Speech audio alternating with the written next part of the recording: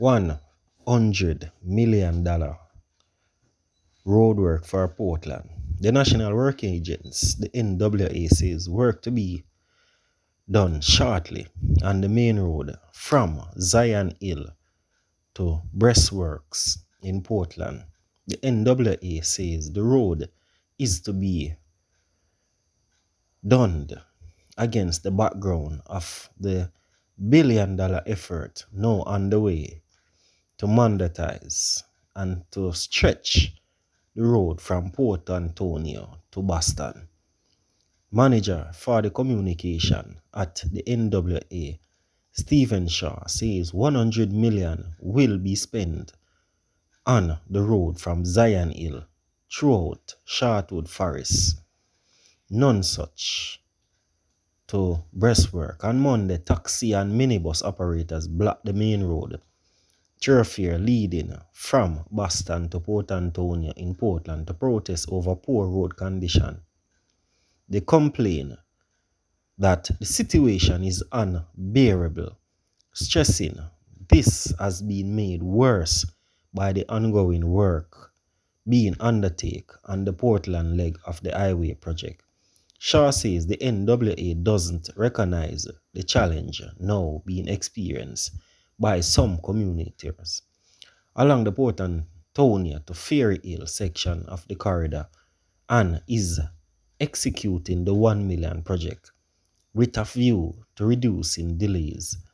The 17-kilometer stretch of roadway will undergo improvement, including the cutting of overhanging trees, reconstruction in sections of patching, drains, cleaning, and the construction of the retaining wall.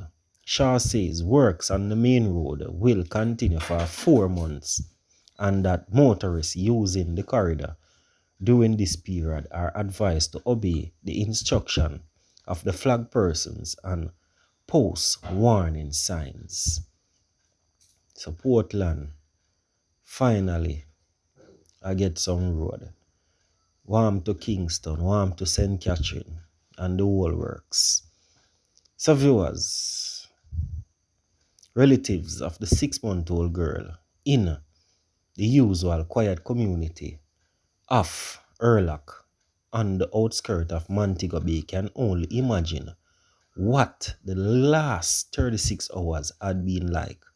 For hours, the child's grandmother, Deidrean O'Connor, found her in her crib on Monday, roasting with fever, a few steps away from the mother, which got her poor little head cut off.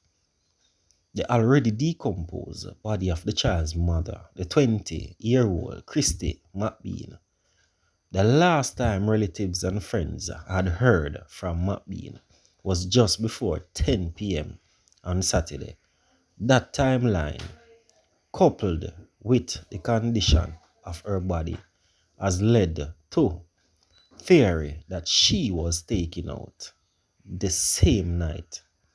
Calls for the call center works phone went unanswered all day Sunday. So before setting off for work, her mother went in search of her. About 6:30 a.m. on Monday, O'Connor was too shaken to speak. So her other daughter, Chrissa McBean, told the news about the moments their lives changed forever. Because she, a call her, nah get her. She must knock the door, and when they look at inside the house, she said she bolt no go through. She hold on pan the top and draw it till it open. And when she look, she see lie down in a pool of what appears to be some red substance. She said, pointing, her sister's noise that she added, as was a pillow in the room. The child was in the crib, rose with fever, a 6-month-old baby. The nanny who usually take care of the baby when she gone at work, she carry the baby go doctor, she said. The child received medical care, was fed, and appears to be doing well considering the circumstances. As Christy McBean struggled to make sense of her sister's death, it's because it is now clear that the grief is an emotion that is all too familiar for the family. My father just died 5 years ago. Them slap him away, and she was there. She probably would have dropped out too for them time there. 5 year come, catch up, and now she gets slapped away. The next 5 year, I don't know how to tell you how I feel. She said, Christy McBean, grandmother, Marcia Miller, had no problem expressing herself. She had harsh words for anyone responsible for her little granddaughter's death. Viewers, it's sticky. Continue to like, share, and